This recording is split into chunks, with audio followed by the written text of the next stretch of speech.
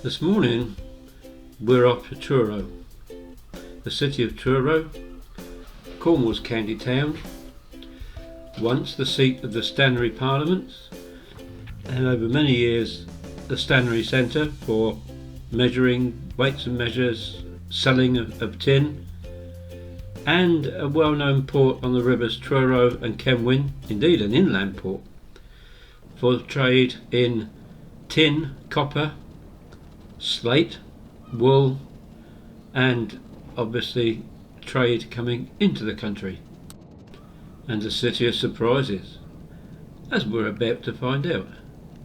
So let's go, shall we? The old route round would have been down to my left hand side, but this is the bypassing the town of Weybridge. There's a camel. There's the original bridge to my left. To my left, the old arch bridge there. The town was originally known as Wade before it was known as Weybridge. It was a dangerous fording point across the river until a bridge was built here in the 15th century. The bridge we saw to the left was built in the 15th century, which changed the name from Way to Weybridge. Which that's where it gets its name from. That's funny how towns get their names, isn't it? We're in the middle of Truro, near the bus station. This is the main high street that's been pedestrianised. Very busy here, very much modernised, but here's the top of the cathedral. Now the county town of Cornwall, even though it's a city. And once, I guess, the headquarters of the Stannary councils in the area, in the days when tin mining was prime industry. This is the River Quay after it leaves the Truro River, and you'll see it's still tidal. Look at the dampness on the top of that silt and the greenery. The water level comes up fairly high here.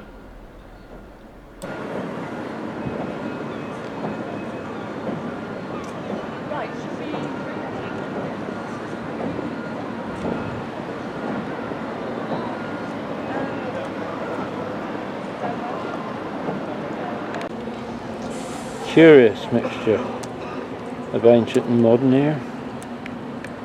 This does seem to be the main shopping street.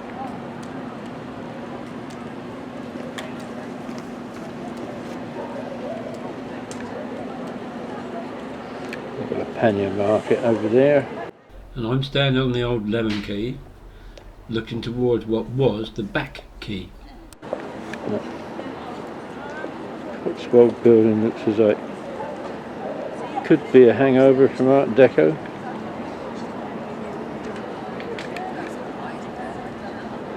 And then we have this. It's obviously been here for some time. The Hall for Cornwall.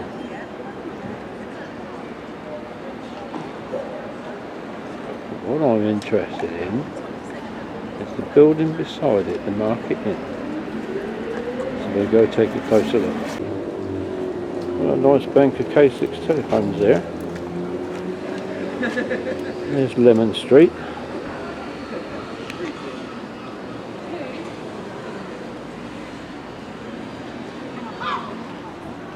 And there's the Market Inn, sandwiched between others. No idea what date, but fine old vintage nonetheless. There's a Lemon Quay and Lemon Street seem to be the most famous here. So perhaps I need to do some investigation when I get home. Certainly real old Cornish buildings here. Look at that road. Ooh. And right up to, I don't know what that is at the top there. Look at that.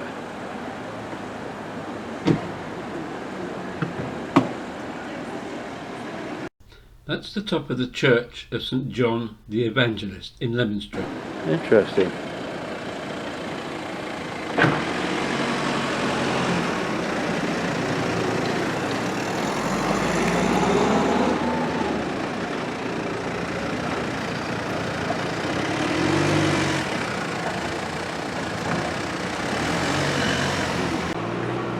It's an interesting old building for a yurtis.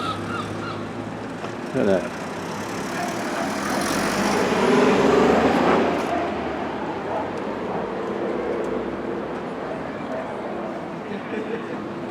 Well, you just got to check it out, haven't you? I ain't taking no photos from inside. Now you may notice the gap behind it, and that's where the River Kenwyn continues to flow to this day underneath the Lemon Quay and out beyond these toilets. When the toilets were built straddling the river in 1925, they discharged straight into the river. I wonder if that's why the Lemon Quay was paved over not long afterwards. I think it was about 1929. Interesting.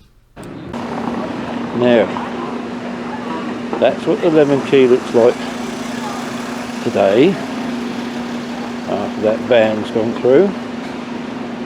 And now this is what it looked like in 1900.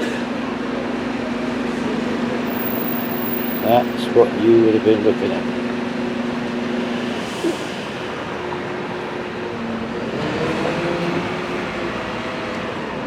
What a difference. And there's the hall for Cornwall on the left.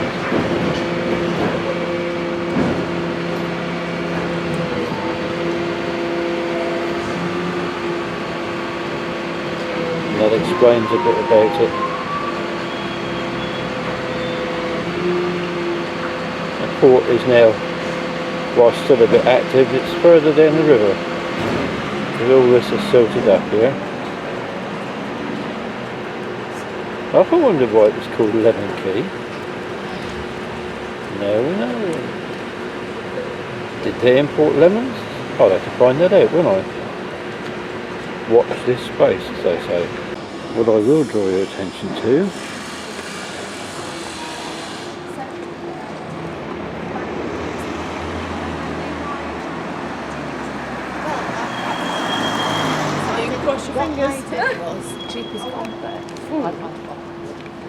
it's this fine street of Georgian buildings, Lemon Street here. And these are indeed Georgian buildings, in lovely Bath stone, mostly completed by 1831, and they're named after a gentleman called William Lemon, who was a local merchant. So that's where it got its name. Really nice, and at the top there, it's almost like an open air bandstand, but I just noticed there is also up there an obelisk. I'm going to go up there to have a look, so it is, but interesting that that should be there so close to the other thing. Well, we now know the other thing is the Church of St John the Evangelist, and that obelisk is actually a monument to Richard Lander, who was a famous local explorer. He died, I think it was in Africa, in 1834, and that was erected in his memory in 1835. And then you have this really wide road with these lovely Georgian buildings either side, and it all ends here as far as most traffic is concerned. And we start to walk up to the cathedral, and that's where I'm going now. Charlotte's Tea House.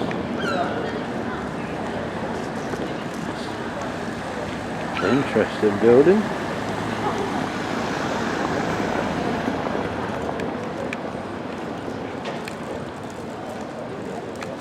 Cobbled street. Another bus has gone through.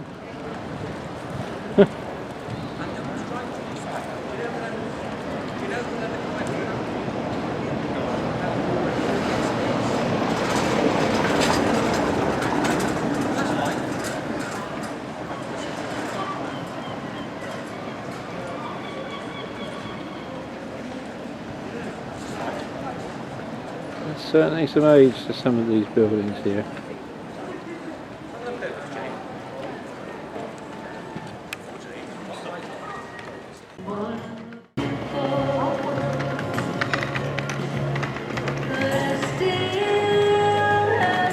That's a modern building with busker.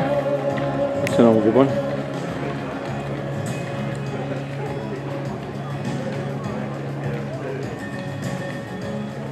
There we go, look at that.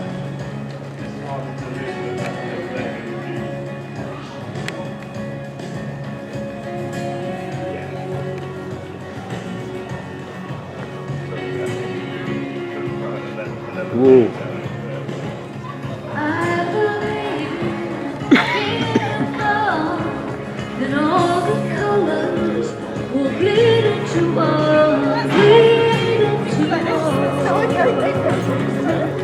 Well, yes, I'm still gonna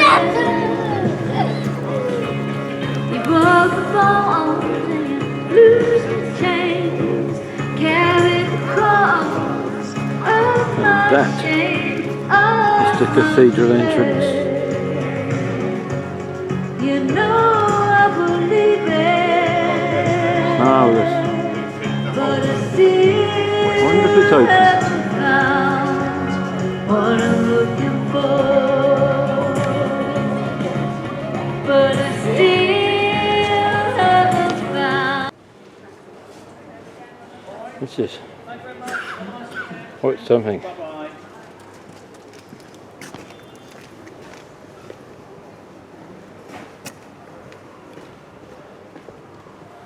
The trouble is with filming this time of day, people aren't very considerate. They do like to get in your way.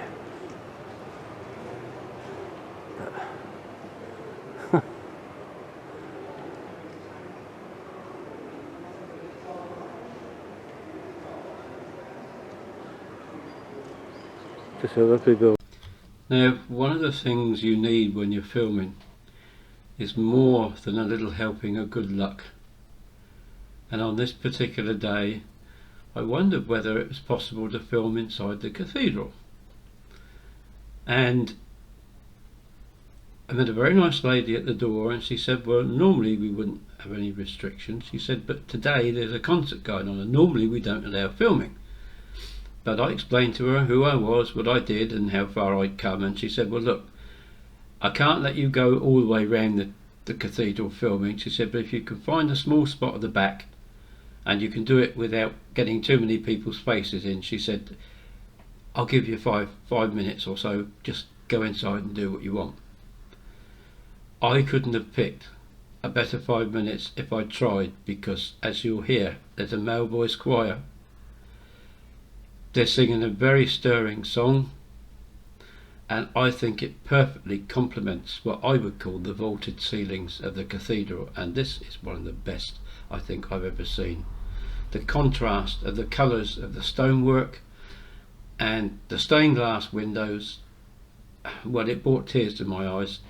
It was a magical experience.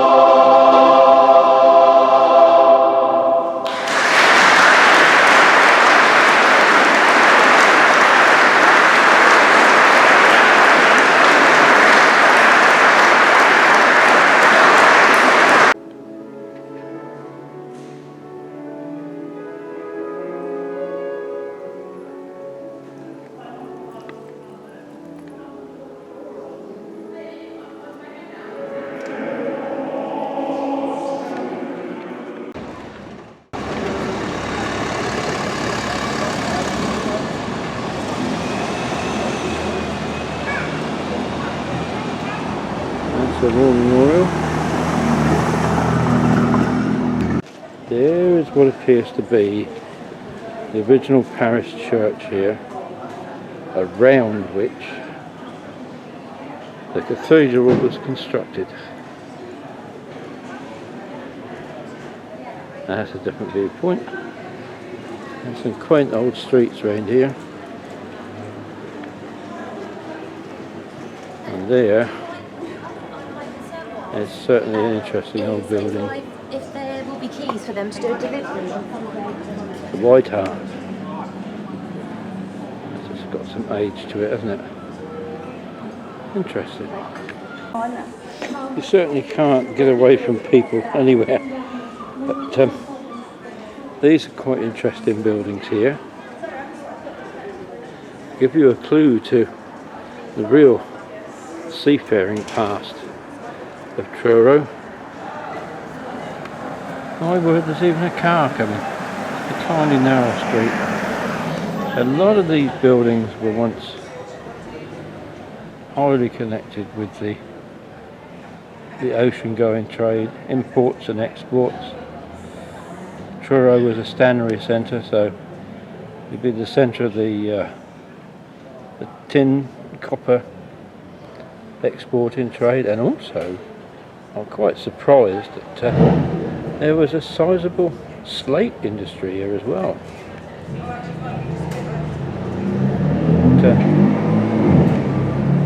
Certainly a land of surprises, Cornwall. There's some strange people in this town though. City, I should say.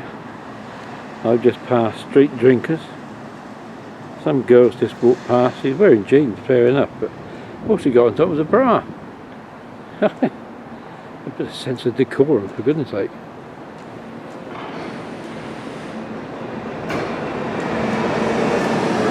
You do wonder though whether some of these buildings are actually more modern than they look. But certainly here in this square,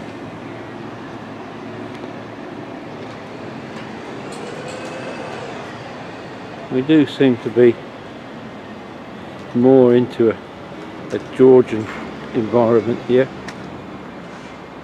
and the amount of K6 telephone boxes, it will certainly delight those enthusiasts. But I'm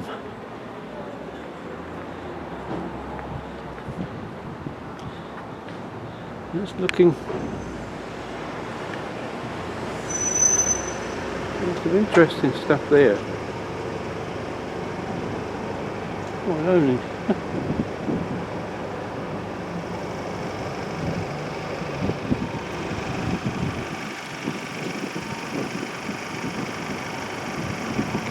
Let's see if there's anything interesting at the top.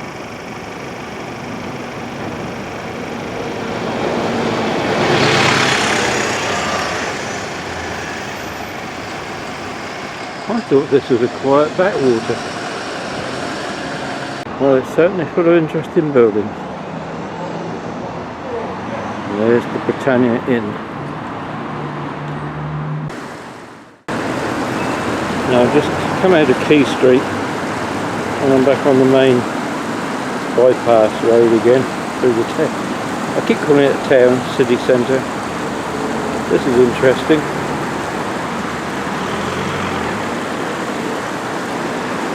There's a loft here at one time, obviously, but you can see how the river, although the tide's out, I understand that it is still tidal, but it's silted up over the years, and a centre for rubbish dumping, unfortunately, by the looks of it.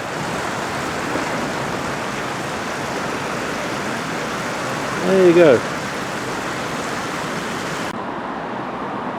And here's another perfect example of the silting up that I was talking about. I'm curious as to why nobody has sorted it out though.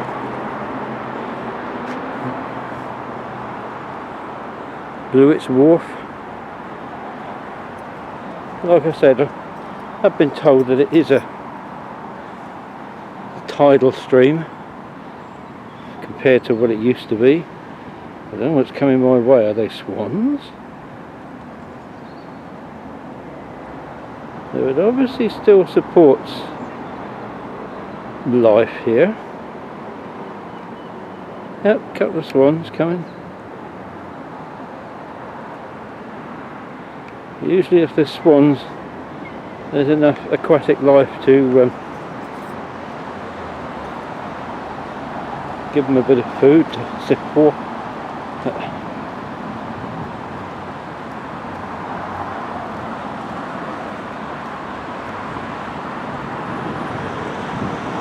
Interesting that they've not actually filled any of this in.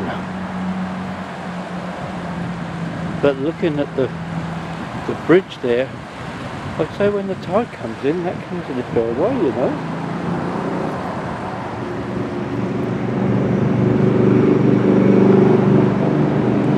I'm not sure whether that boat goes very far these days, but certainly that one down there, that would seem to be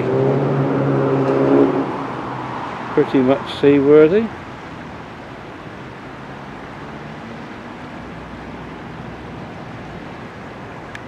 But you can see how it's silted up all the way down there. There's another boat. I'd be very interested to stand here when the tide comes in, see just how far it comes up. But if I just concentrate on that wall for a minute, you look at the greenery on there, that'll give you some idea of how far the tide does come up. And I'm guessing there's a good 6-7 feet or more, if not more than that, when it comes in. Interesting.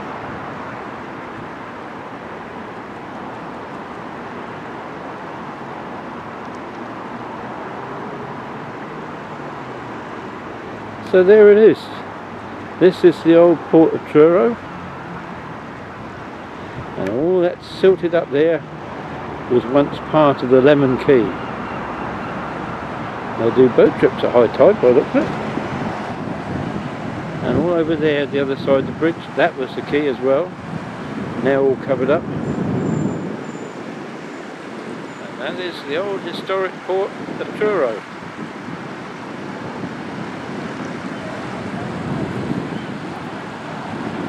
Complete with swans, so that can't be bad, can it?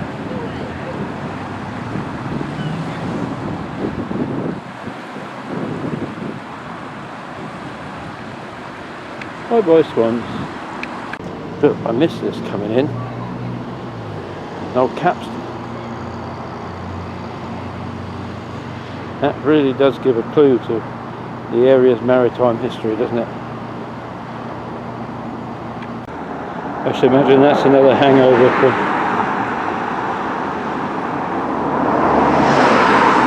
the old trading days at the harbour here. Amazing what you can find just tucked away in a corner. Sorry about the traffic noise. This road was built in 1969.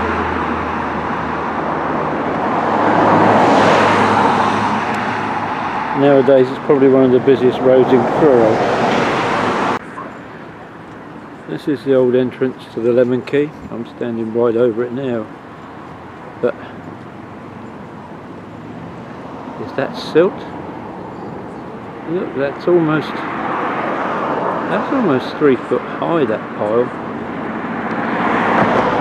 And yet you've got these boats here, which obviously do travel up and down, but like I said over the other side, obviously when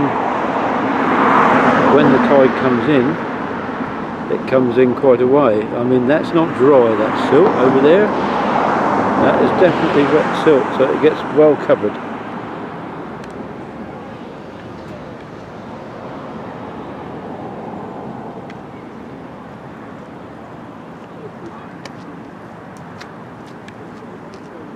Having said that, the water's quite clear, as you can see, as long as there's not too much of a reflection, but You can see the stuff down in there.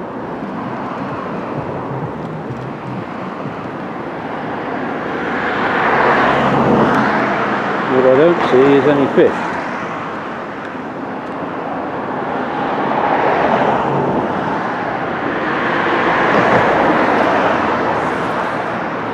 Anyway,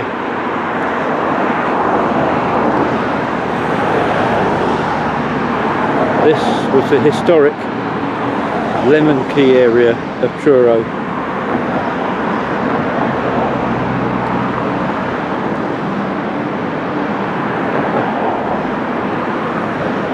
If it wasn't for this particular lot of infrastructure, it would be much harder to understand how important it was as a port years ago. But when you turn the camera round and you look at the other side, where has the harbour gone? Answer, down to a place called Newham, about a mile or so downstream.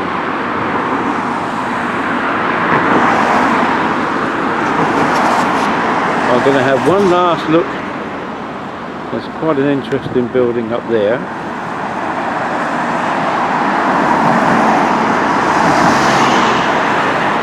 This coat of arms.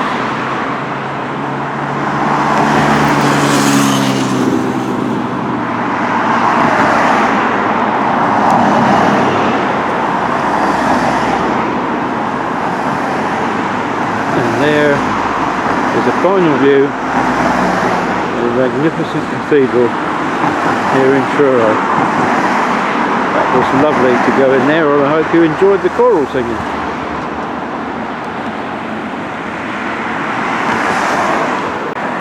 And with a final view of that building there, I'll end my visit to Truro, and I'll try and find out some more information about connection with lemons, ready for editing. Quickly, Marlene, I don't know. Oh, there is another one over there. Look, it's four, see? Oh, that's nice, isn't it, eh?